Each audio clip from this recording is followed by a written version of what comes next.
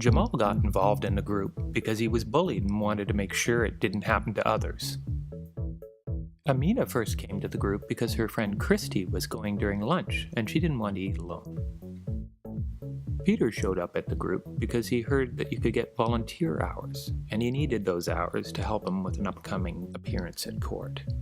Andre came because food was provided, and he didn't often get dinner at home. The school provided funding and staff support for the group because there has been a rise in bullying in the district. These are what we call initiators, motivations or reasons people first get involved in a project, program, or initiative. Once people show up, research is showing that there are key qualities of the activity that generate positive outcomes, like you belong, that you are listened to, that what you do matters, that people care about you, that you are learning, and that it's fun and meaningful. Evidence shows that the qualities of a youth engagement are key to positive youth development outcomes. In other words, how you do the activity can make or break the experience. So, what makes people stick with it? These are what we call sustainers. Like initiators, there are many reasons people stay engaged with a project. To Jamal, he kept coming to the meetings because he got a chance to lead anti-bullying workshops. They were great for his confidence and his resume. Amina stayed engaged in the anti-bullying group for the whole year because she met so many new friends. Peter ended up on probation, and he stayed involved because he found that being with positive friends, doing positive things, helped keep him out of trouble. Plus, he got his missing volunteer hours, and he graduated.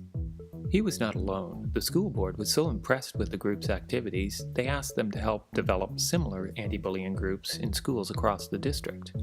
All these actions related to youth engagement led to outcomes. Outcomes for young people, for adults, for their relationships, and for programs and policies.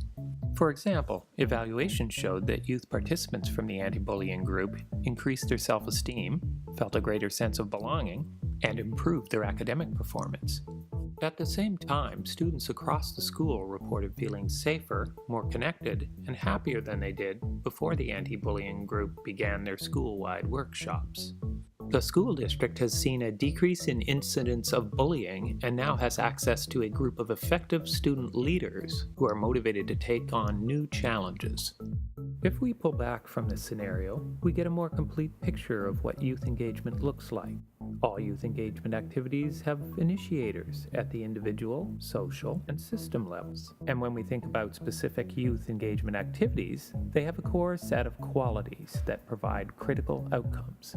If youth engagement is done well, there will be mechanisms to sustain both young people's and stakeholders' engagement at the individual, social, and system level.